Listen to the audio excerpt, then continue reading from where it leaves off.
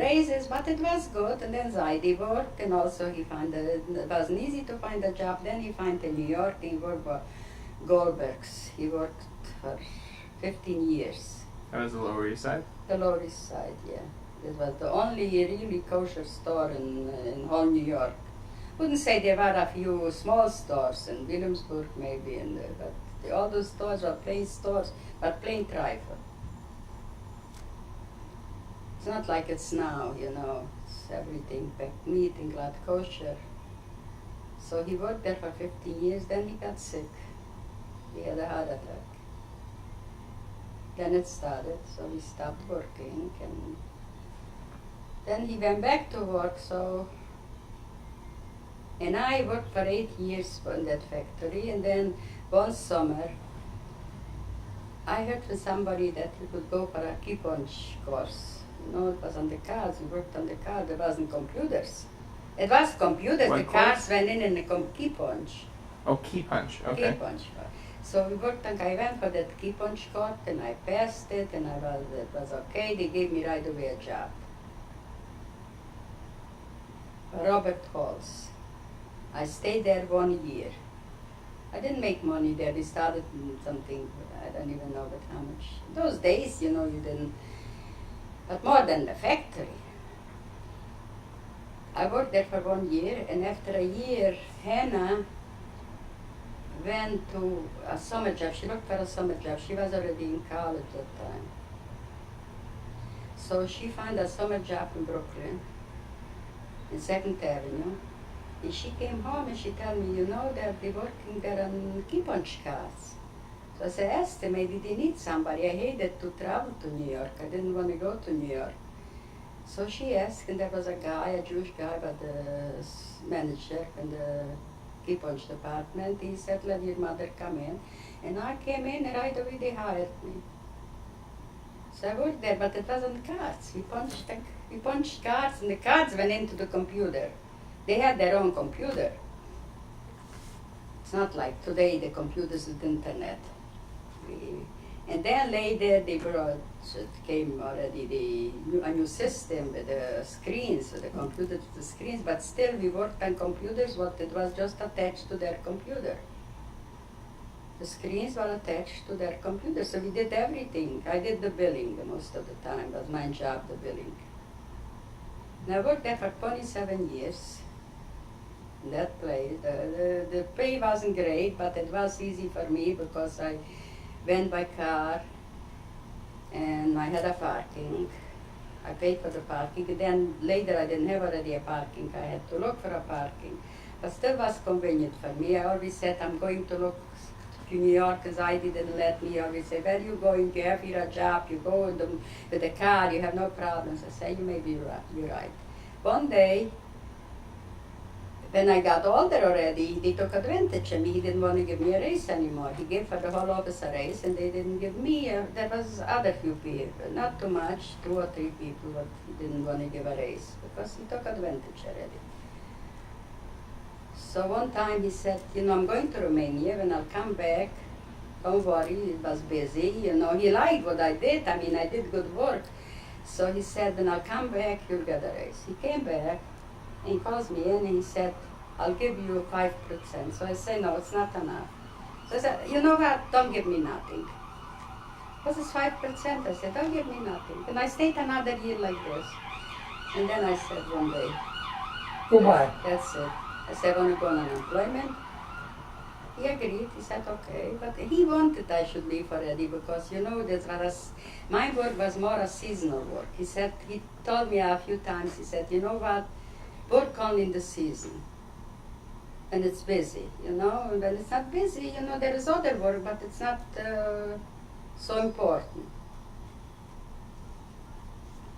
So one day I quit, and that's all. Since then I'm not working. This was when you were bar mitzvah.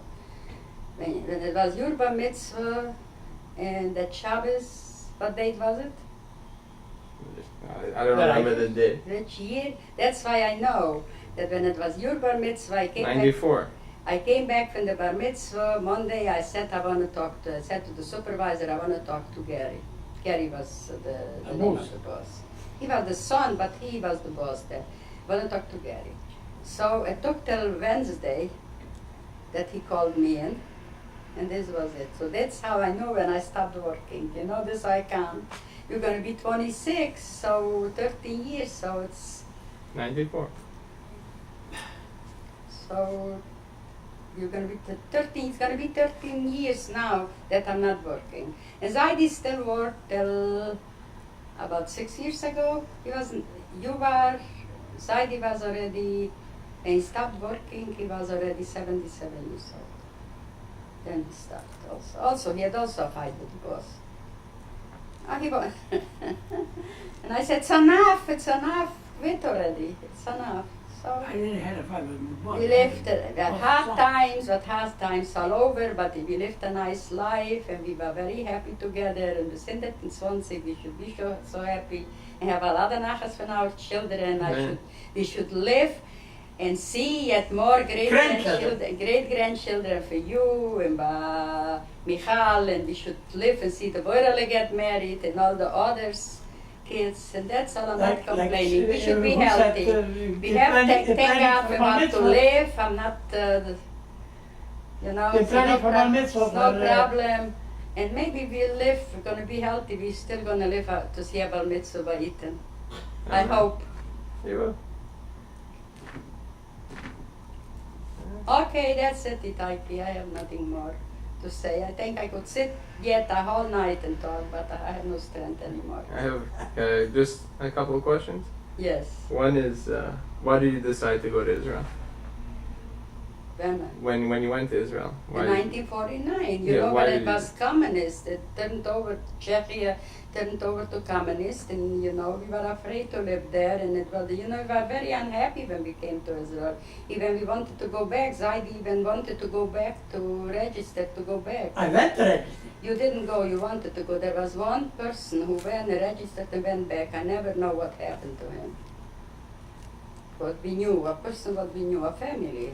And so most of the people from the towns where you were living in, they ended up coming to Israel or America? They all left because of the communists? Most of it. Most of them. You mean from Czechia? They came from all over. It was a mistake. And from Israel. It was a mistake, but the Jews from the town left. They don't see you, let me talk. The people came, the most from Badavia are in Israel. Nobody's here besides me, and maybe there's another guy, but I don't know where he is. There was a woman who lived till 98. She passed away this winter, and she was, I always went to see her to the home because she was from our town. She married to Badavia. Her husband was from Badavia. But I knew her since I was a little girl. I mean, she was that time still a young woman. She lost all her children, but she survived and her husband survived. And they had another son after the war. Also, he is like Gittel's age. He was born in Germany in 1947. He lives also not far from us. So she passed away this winter, and she was all the mind was working. I went to see her, it was maybe 2 months before she died. She still recognized me, and if I told her, Blima, you know who I am? He said, was meinst du? Bist du nicht ganz losgewirkt? What do you think? I'm already out of my mind. I don't recognize you. He knew where my father was. She told me who my grandfather was, and she knew everything. And she was so happy when we came to see her.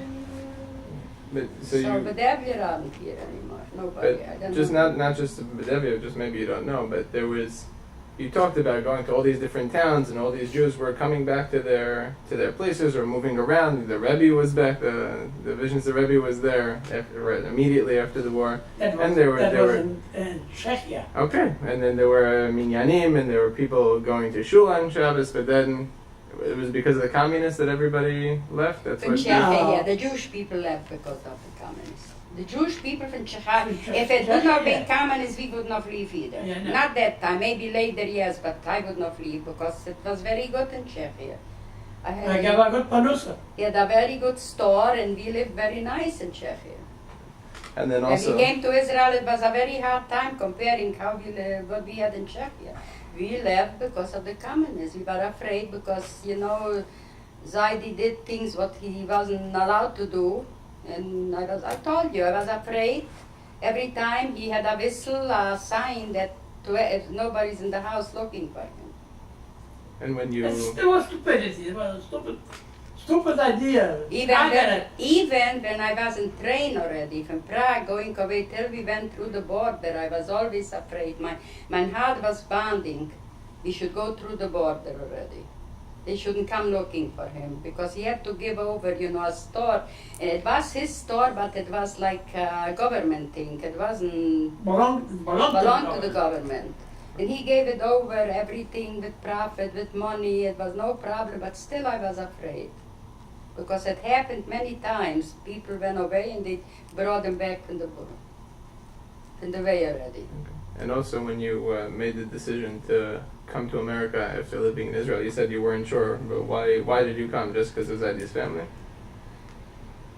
I don't know why I came, because they took him to the army every Monday and Tuesday. He was every time in the army, and I was left with the meshek, and I couldn't handle it myself. I needed all right people helped me, and it was already too much. That's why the reason. Not we didn't need it, and I came here. We were very unhappy.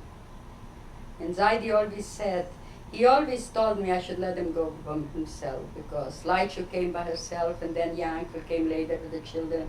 He wanted to go by himself, and I said, you're not going by yourself. Are we going together or are we not going? The Zaida always had to honest to me that I didn't want to go to Israel. We could have go to America. We could have go for Czechia to America. We had papers, and I didn't want to go. I didn't want to go. I said, I'm not going to America. I'm going to Israel. And so it's the army that really bothered you? Yeah. How many times was he taken to the army each year? Each year, and if something happened, always was something in Israel. In So Israel, right away those- they knocked in the window, Shloimer, stay off. This was more scary. This didn't bother me so much. Every year, Miluim, he went for 3 weeks. But it bothered me when something happened. When it was the Sinai thing in 1956, he was 3 weeks away, and I didn't know where he is. I had no letter from him, nothing. I didn't know if he's alive, if he's not alive. He was at the Suez Canal. This got into me. It was stupidity. Maybe it's not right, but this is how I am. I was very nervous, and it got my nerves also. Maybe that's why I was so always had problems with my nerves, because of that. I was always afraid. What am I going to do? What am I going to do with 2 children? What am I going to do? Anything else you want to say? I said already what I had to say. God should just help us. We should be healthy. Shouldn't get worse than it is. And we should have nachas from our children. We should see a lot of happiness for them. That's all what I want. Nothing else. Thank God we have what to live. I have what I need. There's no problem with that. And that's all. We can't go. One thing, I'm sorry, we can't go anymore no place. I would have go this summer to Czechia. I would have go to Karlsbad again, but I am afraid to go. I'm not afraid to go because I'm afraid to go to Czechia. I'm afraid to go. God forbid something could happen in our age. And also to Israel. I said when I came back now, I said to Zaidi, I'm not renewing my passport anymore because I'm not going anymore. So he said, you're going to renew it. So I'm going to renew it. But if I'm going to use it, I don't know. Because it's not easy. I'm nervous there. He didn't feel good this time, and I'm a nervous wreck. I'm happy when I'm coming home. I feel more secure, more safe when I'm home. Okay. Okay, thank you very much. Itaiki. And close it now.